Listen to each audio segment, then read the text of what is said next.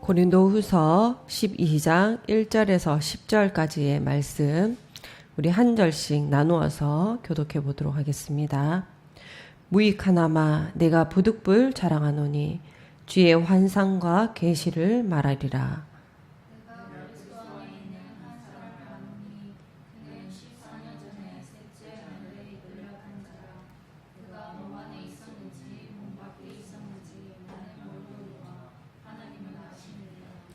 내가 이런 사람을 아노니 그가 몸 안에 있었는지 몸 밖에 있었는지 나는 모르거니와 하나님은 아시느니라.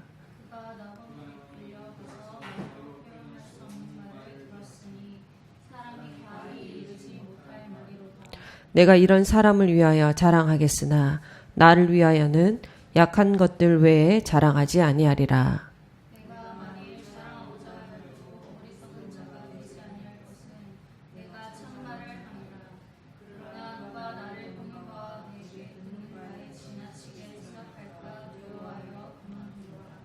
여러 계시를 받은 것이 지극히 크므로 너무 자만하지 않게 하시려고 내 육체의 가시 곧 사탄의 사자를 주셨으니 이는 나를 쳐서 너무 자만하지 않게 하려 하심이라.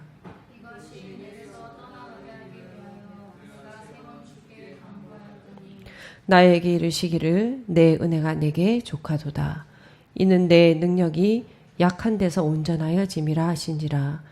그러므로 도리어 크게 기뻐함으로 나의 여러 약한 것들에 대하여 자랑하리니 이는 그리스도의 능력이 내게 머물게 하려 함이라.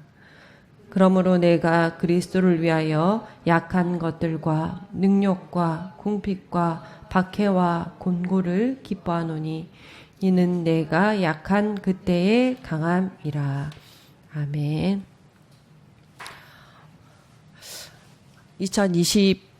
2025년도 벌써 마지막 주일입니다. 정말 눈 깜짝할 사이에 지나가죠. 매번 좀 느껴지는 거는 뭐 정리할 새도 없이 그렇게 새해를 맞고 보내고 하는 것 같더라고요. 그래서 이렇게 뭐 이런저런 유튜브를 보다가 몇 년 전에 다니엘 핑크라는 미래학자가 이 전 세계 105개의 나라 그리고 2만여 몇여 그 이상의 어떤 후회라는 타이틀을 이거를 분석해서 되게 재미있는 보고서를 냈더라고요. 세계 후회 보고서 이거를 발표했더라고요. 그래서 인종, 국가, 시대를 불문하고 인간이 하는 후회가 놀랍도록 비슷하고 그게 이게 내 범주 안에 있는데 조금 한 해를 마무리하면서 좀 참고하시라고 잠깐 소개를 해드리려고 합니다. 첫 번째, 많은 사람들이 후회 중에 성실할 걸. 그래, 저축을 안 했거나, 뭐, 식습관 관리를 안 했거나, 공부를 게을리 했을 때 생기는 후회입니다. 그러니까 삶의 기초가 흔들릴 때 느끼는 기반적 후회입니다. 그리고 두 번째 후회가 뭐냐면, 해볼 걸이라는 후회입니다. 뭐, 고백을 못 했거나, 여행을 떠나지 않을 때 느끼는 그런 이제 해보지 못한 후회로 가장 많은 비중을 차지한 후회입니다. 사람들은 실패한 행동보다 하지 않는 행동을 훨씬 더 오래 그리고 깊게 후회합니다. 그리고 세 번째가 옳은 일을 할 걸이라는 후회입니다. 거짓말, 부정행위, 괴롭힘 등 어떤 자기의 양심을 저버린 선택에 대한 후회로 이 후회는 가장 고통스럽고 그리고 가장 오래 지속되는 경향이 있다고 합니다. 그리고 네 번째가 관계성 후회. 배우자, 친구, 뭐 주변의 지인들의 어떤 관계가 소원해졌을 때 먼저 손 내밀 걸 하는 그러한 아쉬움입니다. 한 해를 이렇게 마무리하면서 좋았던 것 그리고 감사했던 것들이 사실 훨씬 더 많겠지만 그런데 이상하게 후회되는 것이 훨씬 더 생생하게 떠올려지더라고요. 그때 조금만 더 참을 걸. 그때 그 말을 좀 하지 말 걸. 그때 그 선택을 하지 말 걸. 그때 조금 더 사랑의 표현을 해줄 걸. 나는 이렇게 그런데 바보같이 마음속으로 막 끊임없이 후회하고 있는데, 그런데 하나님의 말씀 속에 하나님의 사람들은 후회하지 않기 위해 과감하게 행동했던 다양한 사람들의 이야기가 담겨져 있는 것 같더라고요. 뭔가 후회하지 않은, 결국엔 후회했지만 다시는 후회하지 않으려는 그런 믿음의 선택을 한 사람들이 생각이 많이 났습니다. 남들이 뭐라 하든 하지 않든 이 돌 모아가 위에 올라갔던 삭개오도 생각이 나더라고요. 삭개오가 돌 모아가 나무에 그렇게 오르지 않았다면 아마 평생 그날 예수님이 내 마을에 왔다라는 소문만 기억하고 또 기억할 때마다 후회하며 살았을 것 같습니다. 또 예수님이 지나가신다는 그러한 소리에 주변 사람들이 다 만류했지만 또 예수님께 소리쳤던 소경 바디메오도 생각이 나고 죽으면 죽으리라 라고 결단했던 에스도, 그리고 무엇보다도 제일 먼저 사실 생각났던 건 통곡하며 후회했던 베드로 또 많이 참 생각이 나더라고요. 그렇게 뭐 할 걸 껄껄껄 하면서 했던 후회는 참 우리를 자책하게 만들고 때로는 우리를 무력하게 만듭니다. 그래서 우리는 이 후회들을 실패의 증거로 여기고 그리고 깊은 곳에 참 숨고만 싶은 마음이 있습니다. 그러나 후회한다는 것은 우리 안에 더 선하게 살고 싶고 또 더 사랑하고 싶었던 그러한 진심이 살아있는 증거고, 그리고 우리가 또 신앙인으로 고백하는 우리는 하나님 앞에 정직하게 나아가고자 하는 그러한 참 디딤돌 같다라는 생각도 한번 해봅니다. 오늘 우리가 읽은 바울의 말씀은 그러한 후회의 그림자를 참 약함을 자랑하는 용기의 빛으로 바꾼 그러한 고백이 가득 차 있습니다. 그는 자신의 가장 아픈 부분, 사탄의 사자라고 불릴 만큼 고통스러웠던 육체의 가시를 당당하게 꺼내놓습니다. 그리고 선포합니다. 내가 나의 약한 것들에 대하여 자랑하리라. 오늘 우리가 말씀을 읽어보니까 바울은 셋째 하늘과 낙원을 경험한, 그러니까 화려한 영적 스펙을 가지고 있었습니다. 그런데 이러한 영적 체험에 주인공이 나야, 내가라는 그러한 주어를 쓰지 않고 내가 한 사람을 안다라는 그러한 제3자의 화법을 쓰면서 절제하며 겸손하게 이야기를 합니다. 바울이 맞다라는 이 셋째 아들은 당시 유대적 사고에서는 하나님의 임재, 하나님의 어떠한 처소를 의미합니다. 낙원이라는 곳에서 인간의 언어로 담아낼 수 없는 신비를 바울도 체험했다고 했잖아요. 그렇게 바울은 말할 수 없는 체험이 있었지만, 그런데 그때 고린도 교회 사람들뿐만이 아니라 오늘 우리에게도 체험이 아니라 지금 내가 어떠한 사람으로 살아가고 있는지 그 모습만을 보기를 원합니다. 그래서 바울은 약한 것들 외에 자랑하지 않겠다고 입을 닫습니다. 그런데 이러한 놀라운 체험뿐만이 아니라 하나님은 바울에게 동시에 육체의 가시를 허락하셨잖아요. 바울은 이를 사탄의 사자라고 불렀습니다.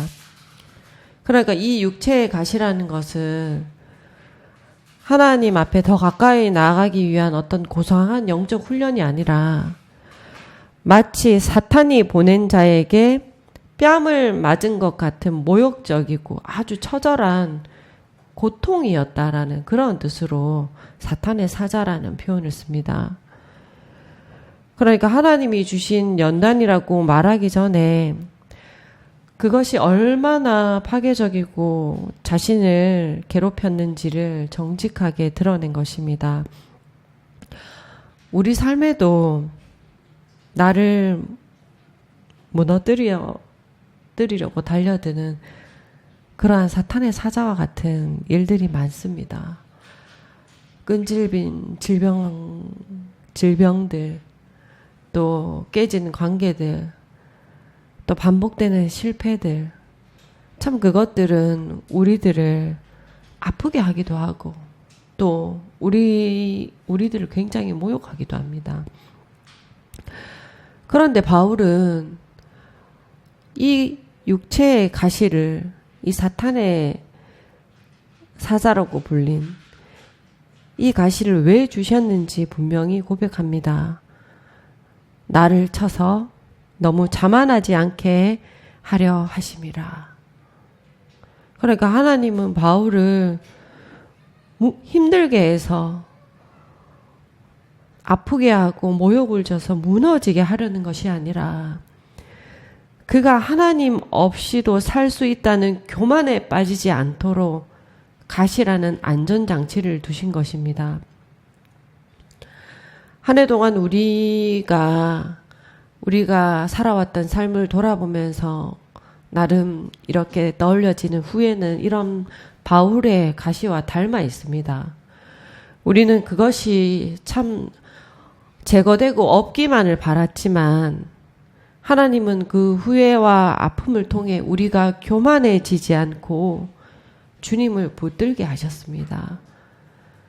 내 힘으로 안 되는구나라는 이런 절망에서만 끝나지 않고 그래서 정말 주님이 필요합니다라는 그러한 정말 절대적인 항복으로 우리를 인도합니다. 그런데 너무 버거워서 바울도 이 가시를 치워달라고 3번이나 주께 간구하였다 하잖아요. 이 3번이라는 횟수가 아니라 제발 이 가시를 걷어달라고 얼마나 기도했겠습니까? 우리의 기도 제목도 우리의 마음의 소원도 가시를 제거해 달라는 기도 제목들이잖아요.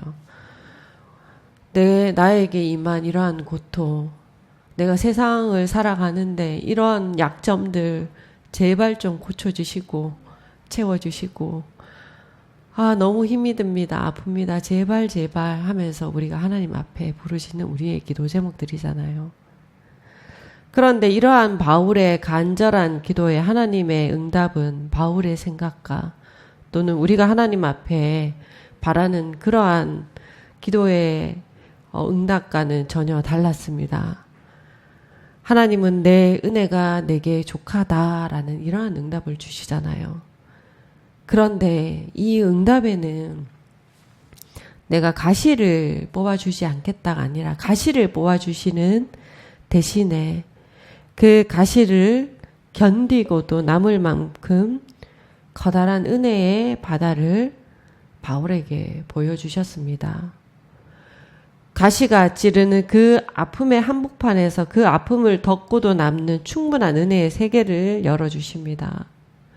그러니까 신앙이라는 것은 후회 없는 완벽한 삶을 사는 것이 아니라 수많은 후회와 약점 속에서도 나를 붙드시는 하나님의 은혜를 경험하는 그 과정이 있다는 것을 고백하는 삶이 신앙인의 삶이라는 것입니다.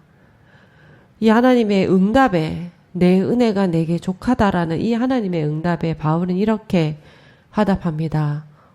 도리어 크게 기뻐하고 나의 여러 약한 것들에 대하여 자랑하리라. 더 크죠.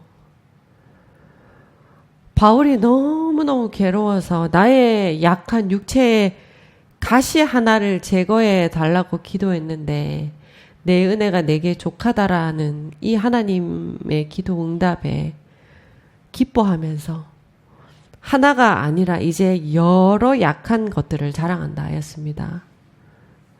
왜 이렇게 기뻐하면서 여러 약한 것들을 자랑한다고 했느냐 하면 그리스도의 능력이 내게 머물게 하기 위해서다. 여기 그리스도의 능력이 내게 머물다라는 이 머물다라는 헬라어의 뜻은 장막을 치다라는 뜻입니다.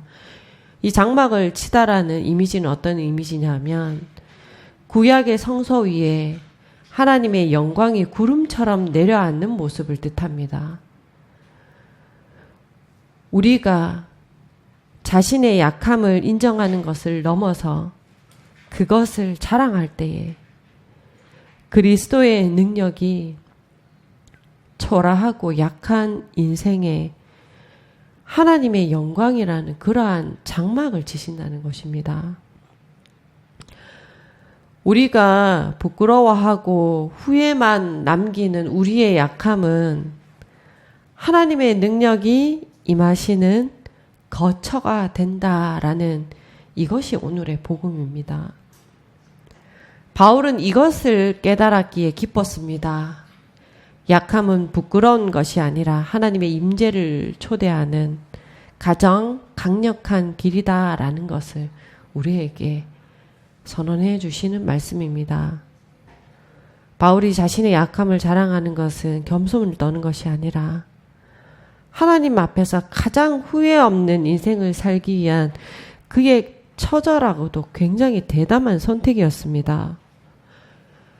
가말리엘 문화의 학벌에 바리새인의 열심도 가졌고 로마 시민권이라는 그러한 강함이 있었지만 다메섹에서 주님을 만난 후 모든 것이 배설물임을 깨달았습니다. 내가 평생 껍데기만 붙잡고 살았구나라는 후회를 하지 않기 위해서 가장 알맹인 그리스도의 능력만 남기고 나머지는 다 비워버린 것입니다. 그러므로 약함을 자랑한다는 것은 껍데기에 미련을 두지 않겠다라는 자기 선언입니다. 때로는 우리가 죽고 살기 위해 참 어떻게 이 세상에서 하는 모든 일들을 내 능력과 열심으로 하다 보면 반드시 번아웃이 되게 되어 있습니다. 그리고 내가 왜 이렇게까지 했을까라는 허탈한 후회가 밀려오기도 합니다. 그런데 바울은 내 힘을 빼고 하나님의 능력이 내 위에 장막을 쳐서 내게 머물면 나만 오롯이 감당해야만 하는 그러한 나의 고군분투가 아니라 하나님의 그러한 드라마가 된다. 하나님의 역사가 된다. 내 각본이 아닌 하나님의 각본 속에서 후회 없이 나의 달려갈 길을 마쳤다. 고백할 수 있는 그 마무리를 우리가 할 수 있다는 것입니다. 바울은 복음 앞에 후회 없는 인생을 살았습니다. 내가 나의 강함을 신뢰할 때는 내가 싫어도 고되고 벅차게 일할 수밖에 없지만 내가 나의 약함을 자랑할 때는 내 안에 하나님이 나를 완전히 덮어서 일하신다는 것입니다. 바울도 오늘 말씀에 그렇지만 사실 오늘 말씀의 핵심 내용도 사실 집요하게 약함을 반복합니다.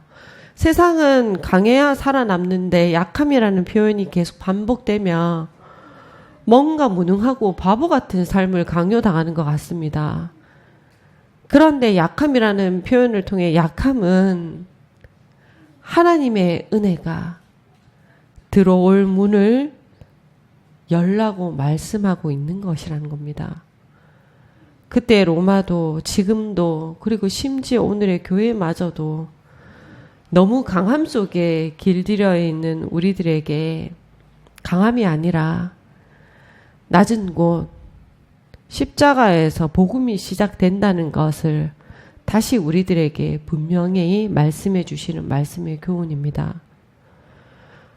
우리 돌아보면 우리는 우리의 약점을 감추는데 너무 많은 에너지를 쓴 것 같더라고요. 그런데 바울은 고린도 교회에게도 오늘 우리 모든 교회에게도 약할 때 하나님의 의의 세계는 약할 때 하나님의 위로와 회복이 그리스도의 능력으로 머물게 된다. 선언해 주십니다. 그러므로 후회 없는 인생은 실수하지 않는 인생이 아닙니다. 약함을 숨기지 않고 그 약함 위에 하나님의 은혜가 머물도록 내어드린 겸손한 인생이 후회하지 않은 인생입니다. 우리가 약함을 고백할 때 그리스도의 능력이 우리 위에 장막을 치고 그 은혜 안에서 우리는 후회가 아니라 감사로 한 해를 마칠 수 있습니다. 이 감사의 시작이 약함의 고백에서부터 하나님의 능력이 임하여지는 그 감사로 마무리된다는 이 말씀의 교훈을 우리가 다시 하나님 앞에 또 기쁘게 나의 약함을 자랑하겠노라 라는 화답으로 올려드리는 우리 모든 지체들의 삶이 되기를 고백합니다. 기도하겠습니다. 아버지 하나님, 약하디 약한 우리 한 사람 한 사람을 불러 하나님의 교회가 되게 하시고 약한 가운데 하나님의 사랑을 흘려보내 다시금 새롭게 하시는 하나님의 변화의 또 시간들 또 사건들을 이루게 하시는 크신 하나님을 다시금 고백합니다. 후회하지 않는 인생은 실패하지 않는 인생, 실수가 없는 인생이 아니라 하나님 앞에 겸손한 인생임을 다시금 고백합니다. 겸손한 인생인데 강한 자보다 더 기뻐하며 그리고 더 많은 것들을 또 전할 수 있는 하나님의 그 놀라운 긍휼함의 접점을 우리가 눈으로 보고 또 감사하며 또 우리에게 주어진 새날들을 또 담담히 감당할 수 있도록 주님께서 우리 모든 지체들의 삶의 길들을 돌보아 주시기를 간절히 원하며 예수님의 이름으로 기도드립니다. 아멘.